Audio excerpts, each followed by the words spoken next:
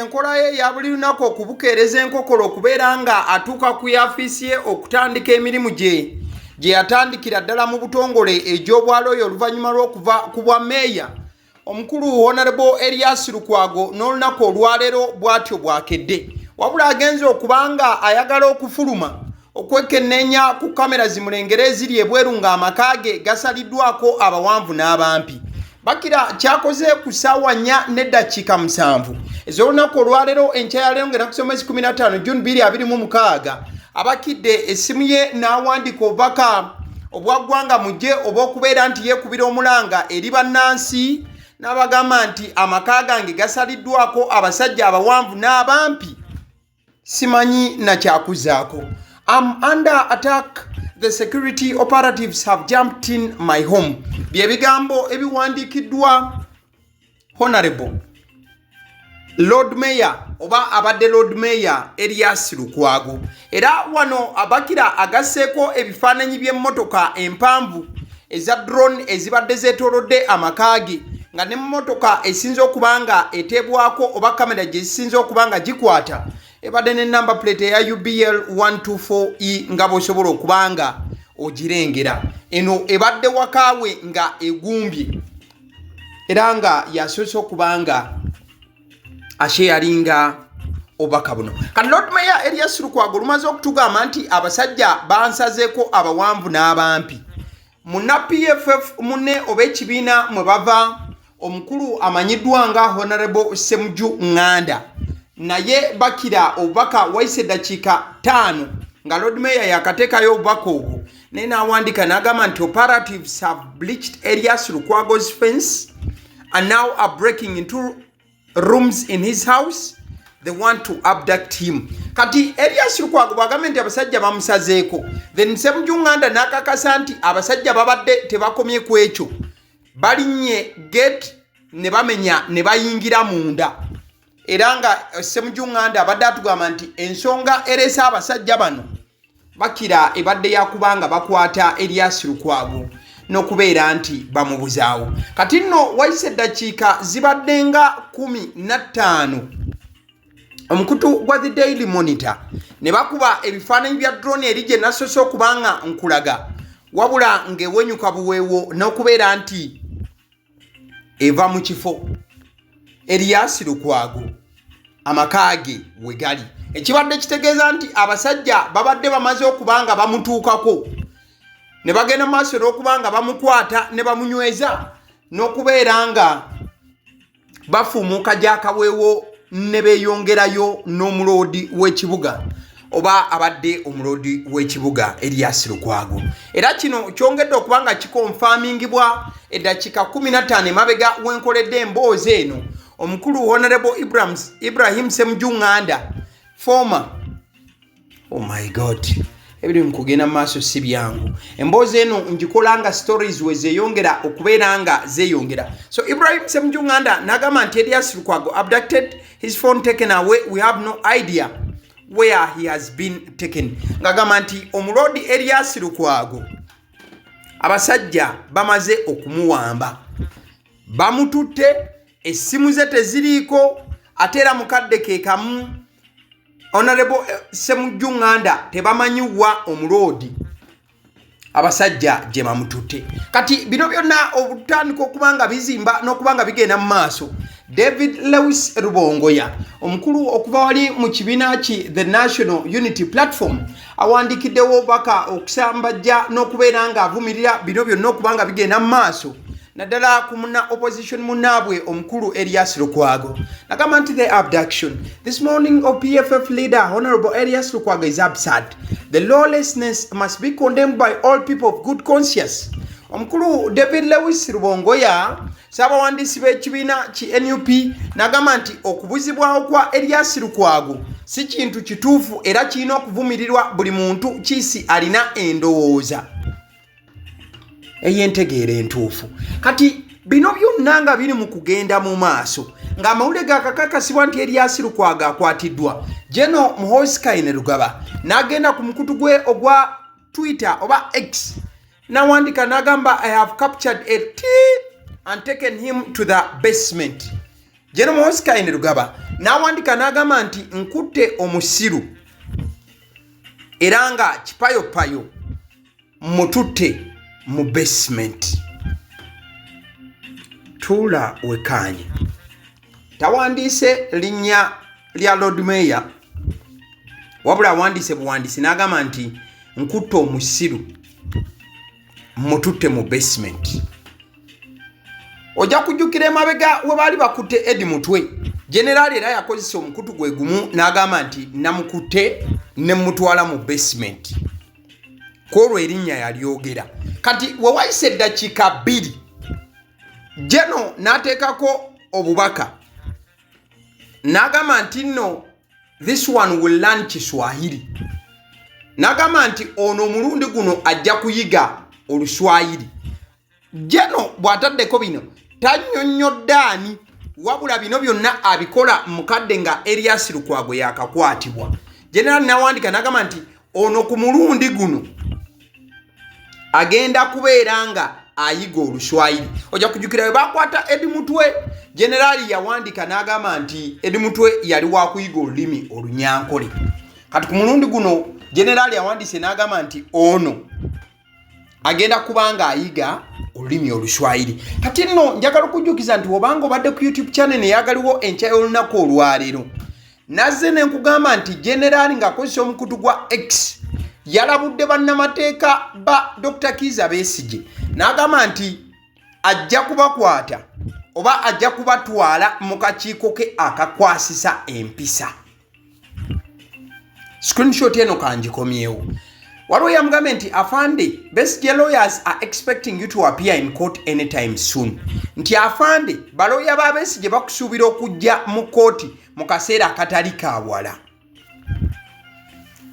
Muhoozi n'awandika n'agamba I'm waiting for them in my unit disciplinary court. Nti nze mbalindiridde mu kooti yange ekwasisa empisa. Bigambo bya Muhoozi Kayine Lugaba nti wali ng'ayita ku mukutu ogwa X yagambye nti mbalindiridde mu kakiiko mu kooti yange ekwasisa empisa.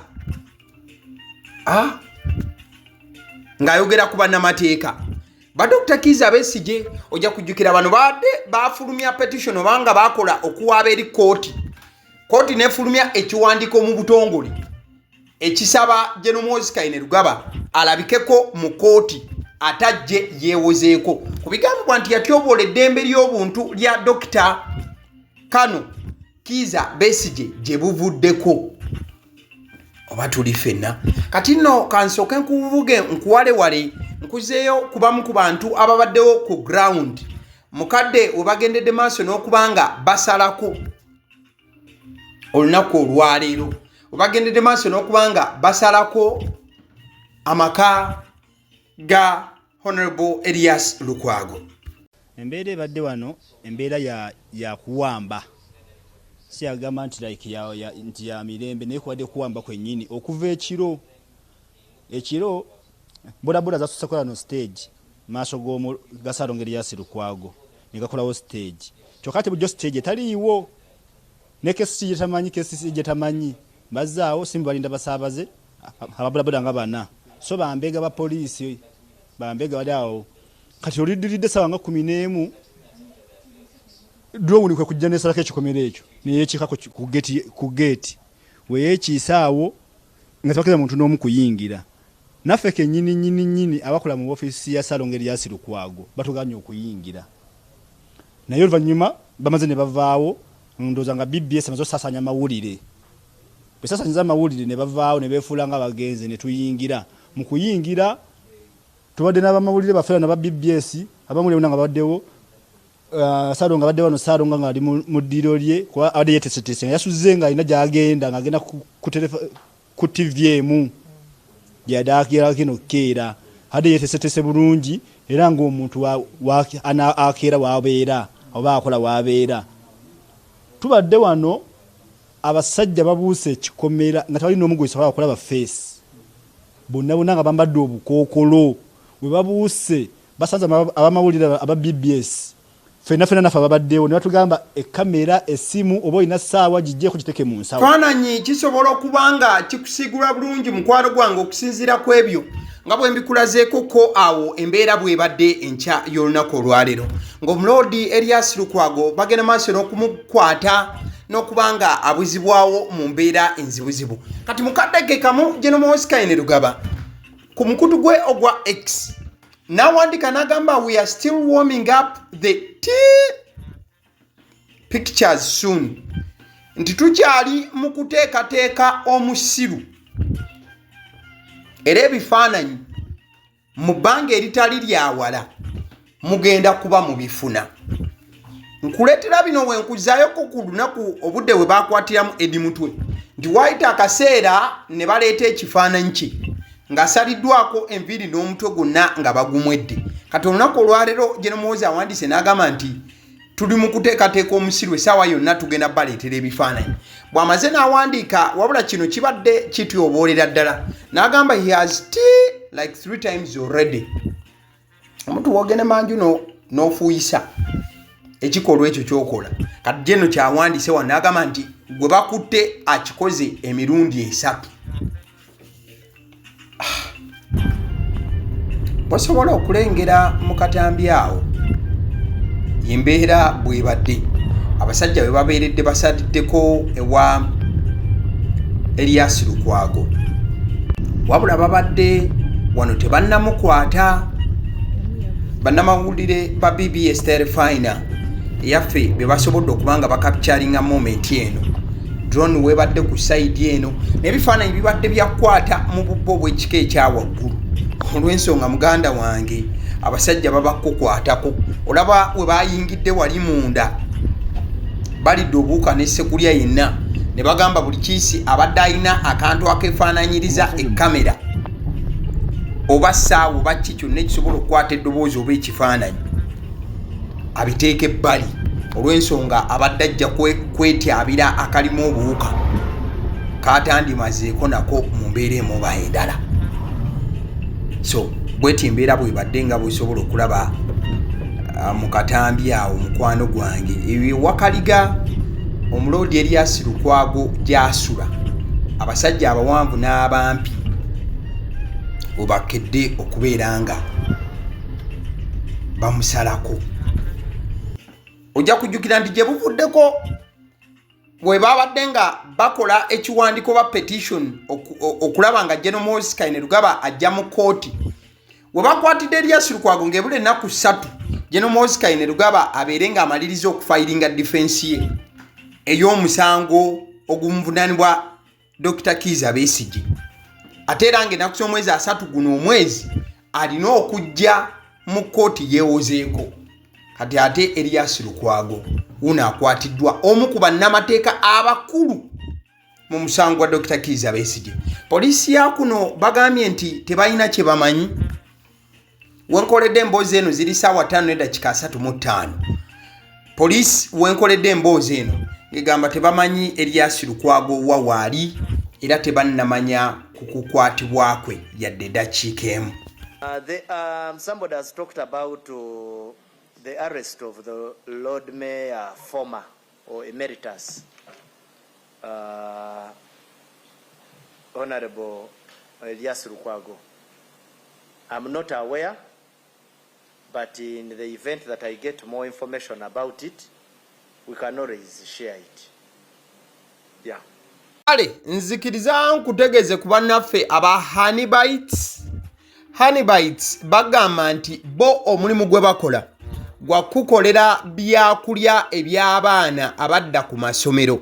Bwe tugamba abaana abadda ku masomero saabo bokka abadda ku masomero wabula n'ababeera ewaka balina package ey'ebyokulya eby'abaana mu line efaananako bwetyo.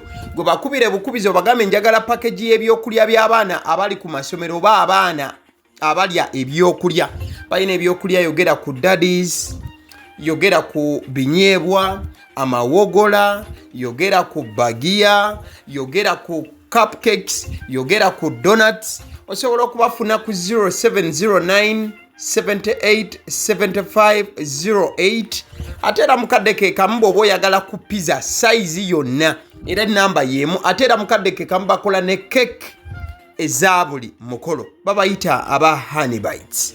Njagala n'okutegeeza ku bannaffe aba Alson Painters UG bano basiizi ba langi era nga balina obukugu mu kusiiga langi era bamanyi ne langi ki egenda ku kizimbe kyo era mu ruumu ki tebasobola kuddira langi yandigenze mu kisenge ate ne bagisiiga mu ddiiro ey'omu dining ne bagisiiga mu kinaabiro nedda. Alson Painters UG omulimu gw'okusiiga langi bagukugukira ddala basiiga ebizimbe okuviira ddala ku ruumu emu paka ku makalina n'amakalina gwe bakubira ebukubizo bagambe nti Alson Painters UG namaliriza okuzimba ekizimbe kyange. In fact ne bw'oba olina ekizimbe nga kikadde nga olaba langi yakyo efaanana si bulungi, Alson Painters UG bazze kugonjoola ensonga eno. Bakubire ku 0705 1936 be bannaffe aba Alson Painters UG.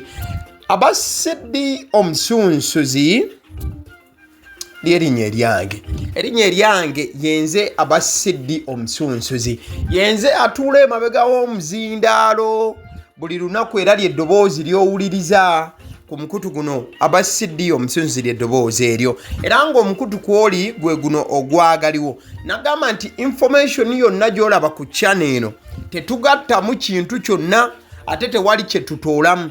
Information nga bw'eba eyingiddewo ffe bwe tugikwata ne tugikuwa kati gwe omulabi n'osalawo ki eky'okukozesa information eyo. Kati ky'ogenda okukola mukwano gwange bw'oba omaliriza okulaba vidiyo eno likinga commentinga ki ky'olowooza mukadde ke kamu subscribinga bw'oba nga omukutu guno oli mupya ate era mukadde ke kamu sharingira mikwano gyo girabe vidiyo eno ate ne videos endala ku mukutu guno. Agaliwo YouTube channel mwebale kutulaba.